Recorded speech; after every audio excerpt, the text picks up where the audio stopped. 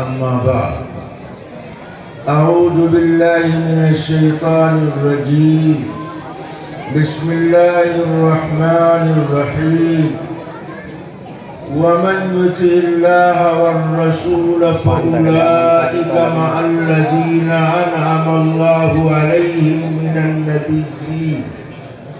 من النبيين والصديقين والشهداء والصالحين وحسن أولئك رفيقا. صدر گرامی، علماء کرام، حاضرین جلسہ، پردہ نشین خواتین، آپ مغرب کی نماز کے بعد سے اب تک اس دینی اصلاحی پروگرام میں شریک ہیں. آپ نے علماء کرام کا بیان اور شعراء اعدام کا کلام تفصیل سے سماعت فرمایا. اب رات کے 12 بجنے والے. اب ایسے وقت میں کوئی تفصیلی بات کی جائے بظاہر آپ اس کی پوزیشن میں نظر نہیں آتے. اصل بات ہے عمل کرنا. ہم دین کی بہت ساری باتیں سنتے ہیں لیکن جب عمل کرنے کا موقع آتا ہے تو ہم عمل میں ڈھیلے پڑ جاتے ہیں. عمل کے لیے ہم تیار نہیں رہتے ہیں جبکہ عمل اصل ہے. عمل پر اجر ملتا ہے اور ترک عمل پر گناہ ملتا ہے. اس کو جرم کے طور پر لکھا جاتا ہے. جیسے بعض ضدی قسم کی عورت اپنے شوہر کی بات نہیں مانتی، ایسے آج کا مسلمان دین کی بات پر عمل کرنے کے لیے تیار نہیں. ایک صاحب کی بیوی بہت ضدی تھی. شوہر جو کہتا تھا اس کے خلاف کرتی تھی. شوہر کہتا روٹی پکاؤ تو چاول پکاتی تھی. شوہر کہتا سبزی پکاؤ تو سالن پکاتی تھی. شوہر کہتا اس گھر نہ جاؤ تو اس گھر ضرور جاتی.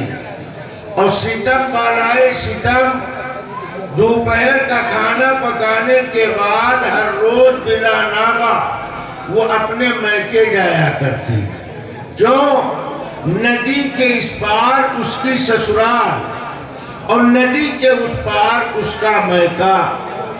یہ غریب شوہر ایسی ضدی ہٹی شیطان کی چچہری بہن کے ساتھ بردلے ناخواستہ گزر بسر کر رہا تھا. برسات کا موسم آیا، سخت بارش ہوئی تو شوہر کے دل میں وسوسہ پیدا ہوا کہ اگر آج یہ دریا پار کر کے میکا گئی تو بھری ندی میں ڈوب کر مر جائے. اس کو دریا میں ڈوبنے سے کیسے بچایا جائے؟ اگر میں منع کرتا ہوں تو ضد کی وجہ سے جائے گی، اگر میں نہیں منع کرتا ہوں تو عادت کی وجہ سے جائے گی. جب جانا طے ہے تو ڈوب جانا بھی طے. شوہر نے بہت غور کیا تو ایک بات سمجھ میں آئی کہ جو میں کہتا ہوں وہ کام کرتی نہیں، جو میں کہتا ہوں اس کے خلاف کرتی. تو بیوی کے پاس آ کر شوہر بولا، بیوی کے پاس آ کر کے شوہر بولا بھینس لے کر نہ جانا. تو بیوی نے کہا میں جاؤں گی، بھینس لے کر جاؤں. تو شوہر دل ہی دل میں خوش ہونے لگا کم وقت ڈوبنے سے بچ جائے گی. اس نے بھینس کو لیا، پہلے دریا میں بھینس کو اتارا، پھر بھینس کی دم کے سہارے دھیرے دھیرے دریا پار کرنا شروع کیا. جب بیگم کا دریائی سفر شروع ہوا تو شوہر نامراد بے اختیار ہو کر دریا کے کنارے کھڑے ہو کر بیگم کی دریائی سفر ملاحظہ کر رہے ہیں. شوہر نے دیکھا اب بیچ دریا میں پہنچی. اب دریا کی لہروں نے للکارا، دریا کے تھپیڑوں نے دبوچا تو شوہر اس بات سے بولا بھینس کی دم کو نہ چھوڑنا. اس ضدی عورت نے بھری ندی میں جواب دیا یہ رہی تیری بھینس اور یہ رہی اس کی دم. بھینس کی دم کو چھوڑ دیا. 3 غوطہ کھانے کے بعد مرے ہوئے مینڈک کی طرح پانی کے اوپر. اب شوہر نے دیکھا کہ بیوی تو مر گئی, کم سے کم بیوی کی مردہ لاش ہاتھ آ جائے. تو شوہر دریا کے کنارے روتا ہوا چلا جا رہا. سامنے سے چند نوجوان آ رہے تھے. انہوں نے چچا کو روتا دیکھ کر روک کر پوچھا چچا کیا بات ہے, کیوں رو رہے؟ تو کہنے لگے ہماری بیوی دریا میں ڈوب کر مر گئی ہے, ہم اس کی مردہ لاش لینے جا رہے ہیں. تو نوجوانوں نے کہا چچا آپ کا بھیجا چل بسا. یہ دریا پچھم سے پورب کی طرف بہ رہا اور آپ پورب سے الٹے پچھم کی طرف لاش لینے جا رہے ہیں. تو چچا نے کہا تم سمجھتے نہیں, میری بیوی بہت ضدی تھی, جو میں کہتا تھا اس کے خلاف کرتی تھی, لہذا مرنے کے بعد اس کی لاش پورب نہیں جائے گی بلکہ الٹے پچھم کی طرف جائے گی. تو نوجوانوں نے کہا چچا ضدی عورت کے ساتھ رہتے رہتے اب اس بات کا پتہ چل گیا کہ تم بھی ضدی ہو چکے ہو. بیوی ضدی تھی, اس ضدی کے ساتھ رہتے رہتے تم بھی ضدی ہو چکے ہو. تو میں آپ لوگوں کو تو ضدی نہیں سمجھتا, مگر ہاں کچھ لوگوں کو تو میں ضدی سمجھتا ہوں جو صحیح بات معلوم ہونے کے بعد عمل کے لیے تیار ہے. حق بات جان لینے کے بعد غلط بات پر جمے رہتے ہیں, ان کا عملی کردار اس ضدی عورت کی طرح. لہذا عمل میں پختگی پیدا کرنے کی ضرورت ہے. اب آپ تھوڑی دیر کے لیے یکسو ہوئیے. قرآن کی اس آیت کی روشنی میں ہم ایک بات عرض کرتے ہیں. اللہ تبارک و تعالیٰ نے اس آیت میں ایک مسئلہ ذکر کیا. اللہ تعالیٰ نے فرمایا وَمَن يُطِعِ اللَّهَ وَالرَّسُولَ, جس نے اللہ رسول کی مانی, جس نے اللہ کی عبادت کیا اور رسول کی اطاعت کیا, اس کو کیا ملے گا؟ اللہ کہتے ہیں آخرت میں یوم المحشر میں اس کو انبیاء کی قربت ملے گی, صحابہ کی صحبت ملے گی, شہداء کی نسبت ملے گی, اولیاء کی معیت ملے گی. یہ اس آدمی کے لیے ہے جو اللہ کی عبادت اور حضرت محمد الرسول اللہ صلی اللہ علیہ وسلم کی اطاعت تابعداری فرما برداری کرے گا. گویا اس آیت میں یوم المحشر کا نقشہ خاکہ پیش کیا گیا. اب دھیان دیجیے, اس کائنات کی تمام مخلوقات میں حضرت انسان کا مرتبہ سب سے بلند. انسان کو اشرف المخلوقات کہا جاتا. فرشتوں نے آدم کا سجدہ کیا, آدم نے فرشتوں کا سجدہ نہیں کیا.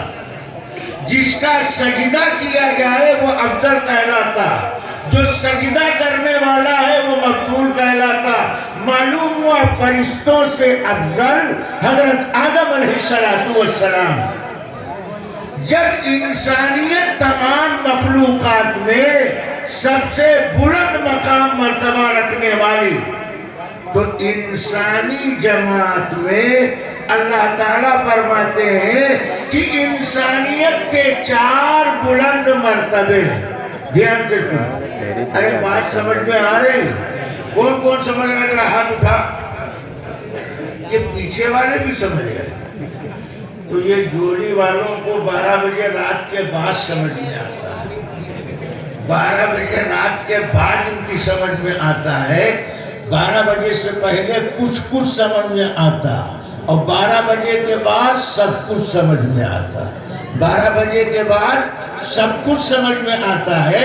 اللہ نے انسانیت کے 4 بلند مرتبے بتائے۔ سب سے بلند مرتبہ انبیاء کا، انبیاء کے بعد سب سے بلند مرتبہ صحابہ کا، اور صحابہ کے بعد سب سے بلند مرتبہ شہداء کا، اور شہداء کے بعد سب سے بلند مرتبہ اولیاء کا۔ میں اپنی طرف سے کوئی بات نہیں کہتا، قرآن کہہ رہا ہے۔ انسانیت کے یہ 4 بلند مرتبے کہلاتے ہیں۔ اللہ کے بعد سب سے بلند مقام انبیاء کرام کا، اور نبیوں کے بعد سب سے بلند مقام صحابہ کرام کا۔ اب آپ بتائیے، جو آدمی یہ کہتا ہے کہ امامت کا مرتبہ نبوت سے بڑھا ہوا ہے، وہ قرآن کی اس آیت کو مانتا نہیں مانتا۔ کیوں؟ اگر نبوت کے بعد کوئی دوسرا مرتبہ بلند ہوتا تو اللہ قرآن میں ذکر کرتا۔ نبیوں کے بعد سب سے بلند مرتبہ صحابیت کا مرتبہ ہے، امامت کا مرتبہ نہیں۔ اور جس نے یہ کہا کہ امامت کا مرتبہ نبوت سے اعلیٰ ہے، تو گویا وہ انبیاء سے مقدس ائمہ کو مانتا ہے۔ ہمارا عقیدہ یہ ہے کہ اللہ کی توحید کے بعد اس کائنات کی جملہ مخلوقات میں سب سے بلند و بالا مرتبہ حضرات انبیاء کرام علیہ السلام کا، اور انبیاء کے بعد صحابہ کرام کا، اور صحابہ کے بعد شہداء کا، اور شہداء کے بعد اولیاء کا۔ ان 4 بلند مرتبے میں ائمہ کے مرتبے کا کوئی ذکر نہیں۔ تو جب سب سے آخر میں ان کا کوئی ذکر نہیں، تو نبی کے زمانے میں تو ذکر ہونے کا سوال ہی پیدا نہیں ہوتا۔ نبی کے زمانے میں نبوت اور صحابیت کے رہتے ہوئے کسی اور رتبے کے ذکر کا سوال پیدا نہیں ہوتا ہے۔ اللہ تعالیٰ نے یہ کلیئر کیا کہ نبی کے زمانے میں یہ بات نہیں تھی، اور قیامت کے بعد بھی یہ بات نہیں رہے۔ نعرہ تکبیر، مقام صحابہ، مقام صحابہ، شان صحابہ، دارالعلوم دیوبند، حضرت مفتی محمد عرفان صاحب زندہ باد۔ کہنے زندہ باد حضرت۔ بہت شاندار نقطہ بیان کیا حضرت نے۔ اللہ تبارک و تعالیٰ نے فرمایا سب سے بلند مرتبہ انبیاء۔ نبی کا سب سے بلند مرتبہ کیوں ہے؟ اس لیے یہ جو 4 مرتبے بیان کیے گئے، اس میں 3 طریقے سے فرق ہے، دھیان دو۔ میں آپ کو وہ بات بتا رہا ہوں جو کم لوگ اکٹھا آپ کو ایک بات بتائیں، دھیان سے سنیں۔ ان 4 مرتبے میں 2 مرتبہ وہابی ہے اور 2 مرتبہ قصبی ہے۔ دھیان سے، 2 مرتبہ وہابی ہے اور 2 مرتبہ قصبی۔ 2 مرتبہ مکمل ہے، ختم ہے، اور 2 مرتبہ جاری۔ کیا مطلب؟ نبوت اور صحابیت تمام مسلمانوں کا اجماعی عقیدہ ہے کہ نبوت اور صحابیت یہ صفتیں وہابی ہے، قصبی نہیں۔ عبادت ریاضت سے نبوت نہیں ملتی، ایسے تلاوت و خیرات دینے سے صحابیت نہیں ملتی۔ اللہ کی عطا سے نبوت ملتی ہے، اور اللہ کی عطا سے صحابیت کا مقام ملتا ہے۔ یہ دونوں صفات وہابی ہیں، یہ دونوں درجے اللہ نے بند کر دیے۔ اب آخری نبی کے بعد قیامت آئے گی، کوئی نیا نبی پیدا ہونے والا نہیں۔ ایسے ہی جماعت صحابہ کے بعد اب قیامت آئے گی، کوئی نیا صحابی پیدا ہونے والا نہیں، نہ نیا نبی آنے والا ہے، نہ نیا صحابی آنے والا ہے۔ نبوت کا دعویٰ بند ہے اور صحابیت کا دروازہ بھی بند. کیوں؟ اس لیے کہ نبی اللہ اپنی مرضی سے جس کو چاہتا ہے نبی بناتا. ایسے اللہ نبی کا صحابی جس کو اللہ چاہتا ہے نبی کی صحابیت کے لیے منتخب کرتا ہے. جمہور محدثین نے، میری بات دھیان سے سنو، جمہور محدثین نے صحابی کی تعریف کیا. کسی محدث کا اس میں اختلاف نہیں. جمہور محدثین کے نزدیک صحابی کی تعریف کیا؟ من لقی النبی صلی اللہ علیہ وسلم مومنا ومات علی الاسلام، جس نے ایمان کی حالت میں نبی سے ملاقات کیا اور اسلام کی حالت میں دنیا سے گیا. ایمان کی حالت میں نبی سے ملا، اسلام کی حالت میں دنیا سے گیا، ایسا خوش نصیب صحابی کہلاتا. معلوم کیا ہوا؟ صحابی عبادت سے نہیں بنتا. دھیان سے سنو، اللہ نے 2 مرتبے ختم کر دیے اور 2 مرتبے جاری ہے. شہادت کا دروازہ کھلا اور ولایت کا دروازہ کھلا ہوا. ولی پیدا ہوتے رہیں گے، شہادت کا مقام حاصل کرنے والے حاصل کرتے رہیں گے، مگر نبوت اور صحابیت کا دروازہ بند کر دیا گیا. اب ذرا ایک سوال سنو، جتنے گمراہ قسم کے لوگ ہیں وہ اپنی بات کھلم کھلا نہیں کہتے، گول مول گابھل بات کہتے ہیں. وہ جملہ صحیح استعمال کریں گے، معنی غلط بیان کریں گے. جیسے ایک نواز صاحب تھے تو انہوں نے اپنے ملاقاتی حال کے دروازے کی پیشانی پر لکھوا رکھا تھا ایک اعلان. اس میں لکھا تھا ٹھہرو مت اندر آؤ. تو پڑھے لکھے لوگ جب جاتے اس اعلان کو پڑھتے تو مطلب یہ سمجھتے کہ نواز صاحب سے ڈائریکٹ ملاقات نہیں ہو سکتی ہے، ملاقات سے پہلے نواب سے اجازت لینی پڑے گی. کیوں؟ اعلان صاحب کلیئر لکھا ہوا ہے ٹھہرو مت اندر آؤ.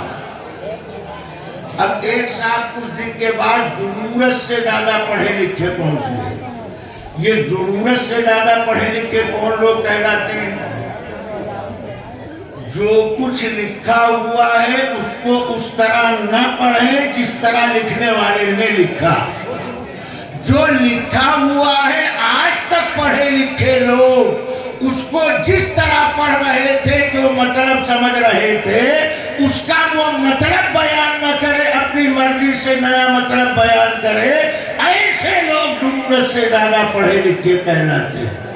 اب ایک صاحب نواب صاحب کے ہاں ضرورت سے زیادہ پڑھے لکھے پہنچ گئے تو انہوں نے اعلان پڑھا، آگے بڑھے. دربان نے پیچھے سے گریبان پکڑ کر کے کھینچ کر کہا پڑھے لکھے ہو کر اتنی بڑی غلطی. تو یہ ضرورت سے زیادہ پڑھا لکھا، جو نہیں لکھا ہے وہ بھی پڑھ رہا. تو کہا پڑھا اسی لیے آگے بڑھا، پڑھا اسی لیے آگے بڑھا. تو دربان نے کہا کیا پڑھا؟ کہا دیکھو صاحب لکھا ہے ٹھہرو مت اندر آؤ. اب تک کیا پڑھا جا رہا تھا؟ ٹھہرو مت اندر آؤ، یعنی اجازت سے پہلے اندر نہ آؤ. لکھا یہی ہے، پڑھا یہی جا رہا ہے. لکھنے والے نے اس اعلان کو اسی ارادے سے لکھا اور پڑھنے والا پڑھ کر اس کا مطلب یہی سمجھتا ہے کہ بغیر اجازت کے نواب سے ملاقات نہیں ہو سکتی. مگر اس چپڑ کناٹی نے، ضرورت سے زیادہ پڑھے لکھے نے اسی اعلان کو اپنے مطلب کے مطابق پڑھ لیا. کہا پڑھا اسی لیے آگے بڑھا. کہا کیا پڑھا؟ کہا صاف لکھا ہے ٹھہرو مت اندر. ایسے لوگ ضرورت سے زیادہ پڑھے لکھے کہلاتے ہیں. قرآن نبی کے زمانے میں نازل ہوا، صحابہ نے نبی سے قرآن پڑھا. قرآن کی آیت کا مطلب نبی جو بتائیں گے وہ صحیح کہلائے گا, اور نبی سے مطلب لینے والے صحابہ کرام ہیں. صحابہ کے واسطے کے بغیر نہ قرآن کی آیت مل سکتی ہے نہ قرآن کا معنی مل سکتا.